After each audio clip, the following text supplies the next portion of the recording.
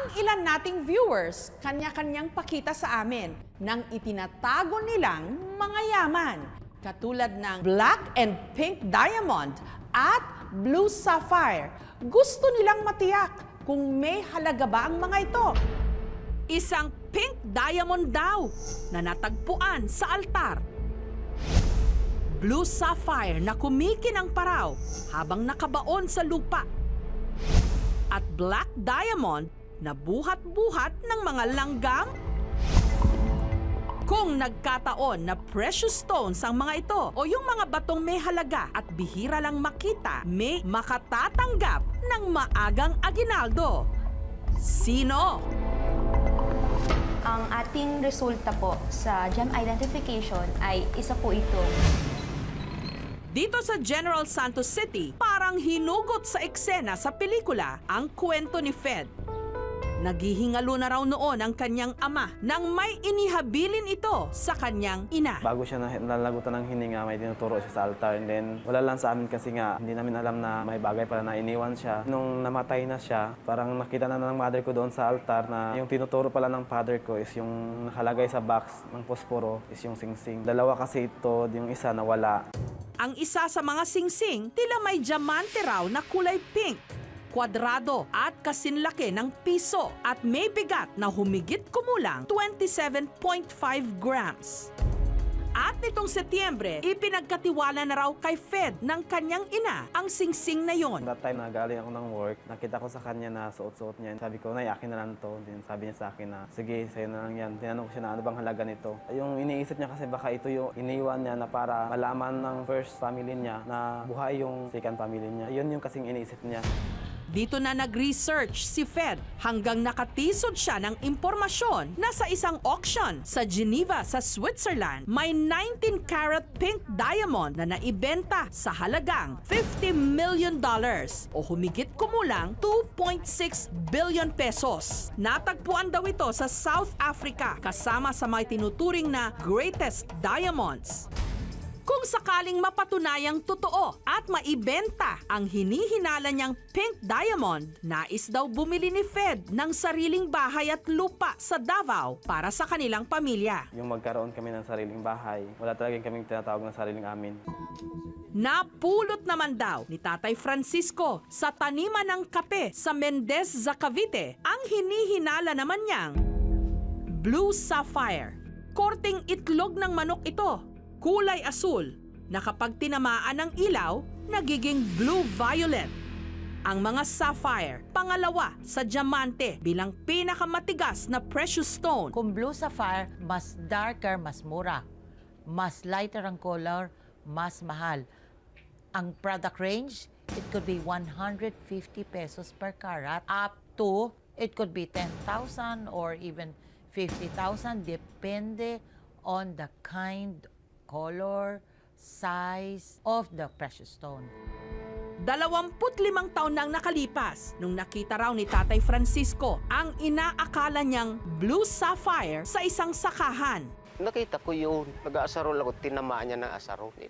Kung gisipa-sipa ko, batong ito, bilog, para itlog nga eh. Ilinagay ko sa bulsa. Pinakita ko sa asawa ko, anin mo man nga yun, ako bala sa tirador. Ang tirador naman, maliit niyang ko na eh. Bali, wala sa akin yun.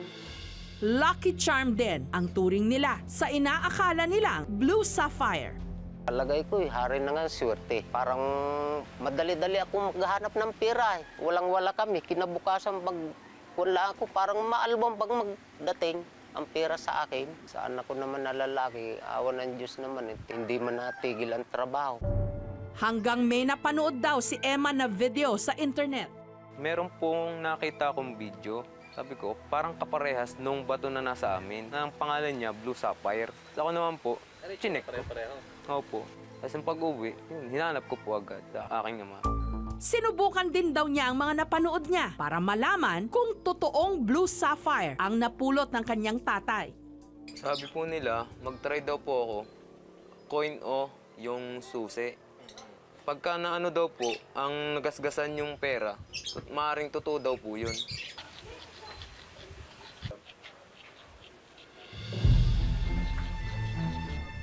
Nakalbo na po yung yung pera po eh. Naubos na yung gatla ng 10 piso.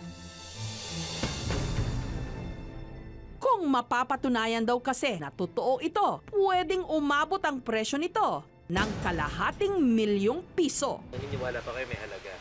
Naniniwala rin ako. Makakuan man lang kami sa kahirapan talaga.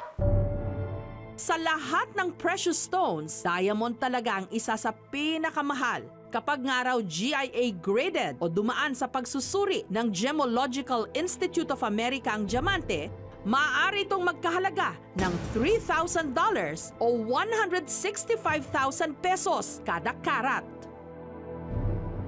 Pero ang isa raw sa pinaka-rare na uri ng diamante, black diamond. Talagang number one ang diamond. So talagang mahal yun. Before, it could cost mga 300,000 per carat eh. Ngayon, merong 1 million, may 1.5, merong 3 million per carat. Ang colored diamond ay mas mahal kesa sa white diamond. Kasi nga rare, hard to find. Ang mag-amang Antonio at Gestoni Marcaida mula Masbate may naitabi raw na pinagsususpetsahan nilang black diamond. Sinlaki rin ito ng piso, kulay itim at may timbang na 12 grams. Natagpuan daw nila ito sa Nyugan habang buhat-buhat ng mga langgam. Napalingon ako doon sa nadaanan ko, nakita ko para ba silang nag-alsabalutan. O kaya yung hila-hila ng mga langgam. Kumuha ko ng sanga ng kahoy, sinungkit ko. Pag sungkit ko, bato, pinulot ko. Ay yung mga langgam, ayaw pang bumitaw doon, binagpag ko. Lumakad na ako pa uwi. Nung nasa daan ako, naisip ko yung mga sabi-sabi ng mga matatanda doon sa amin na yun daw ay anting-anting sa hanapbuhay. Swerte rin daw ito, kaya isinabit nila sa lambat. Yung anak ng kumpare ko may bangka. Sabi ko, patistingan itong bato. Sabi ko, itali mo doon sa lambat. Sabi ko, baka yun na nga itong sinasabi nila. Ay nung tinali nga, pagka umaga, ang daming huli. Yung iba, na zero. Bukod tangi lang yun sa kanyang bangka, meron. Nag-research na ako, doon ako nagduda na baka black diamond siya. Kasi kahawig talaga ng tinatawag na black diamond sa internet. Ayon daw sa kanyang tiyahing nagtatrabaho sa isang diamond shop, maaring magkahalaga ito ng 500 million pesos. Pinakita ko sa kanya, sabi niya, baka totoo yan eh, itago mo lang. Makinang din daw ito at hindi mabasag-basag. Pinukpok ng martilyo, tumalbog lang siya eh. Kasi parang madulas, lalo na kung ilagay mo sa simento tapos pukpukin lang, tumatalbog. Para maipakita, pinukpok nila ito ng bato. Sa unang pukpok, walang nangyari. Sa pangalawa, Basag. Rahati. Talsikan yung mga parte. Ngayon Pinupok ito doon, sinubukan ito doon. Dalawa na kami pumupok nito. Hindi nasira. Ay, nasira. Dito ngayon, Nasira. alin kaya sa tatlong mga batong ito ang totoong may halaga? Para magkaalaman na, ipinasuri na rin ng aming team ang mga bato kay Jewel Crisostomo, gemologist na may 5 diploma sa Gemological Institute of America.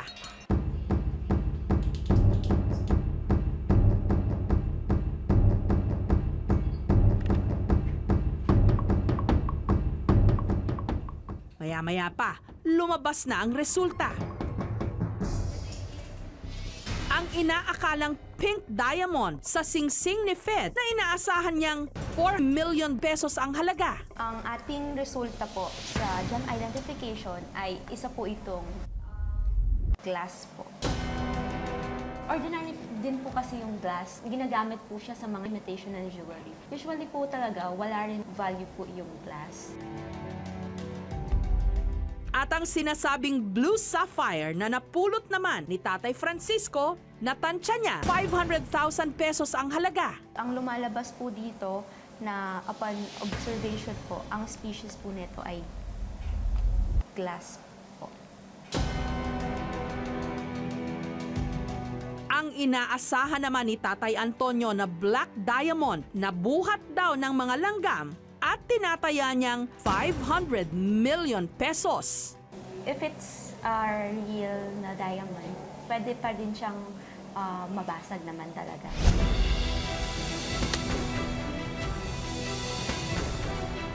Pero kasi, ang diamond is the hardest stone. So, hindi siya pwedeng ma-scratch. And then, upon dun sa observation po natin ng surface po niya, marami siyang flow marks. So, ang species po niya is glass po.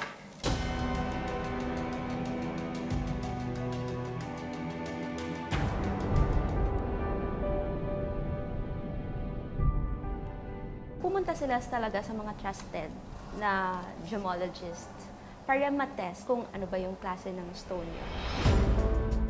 Walang precious stone sa Pilipinas na katulad na sinabi mo na diamond, sapphire, ruby, or emerald. Kasi iba yung tectonic setting natin. Tayo ay isang island arc.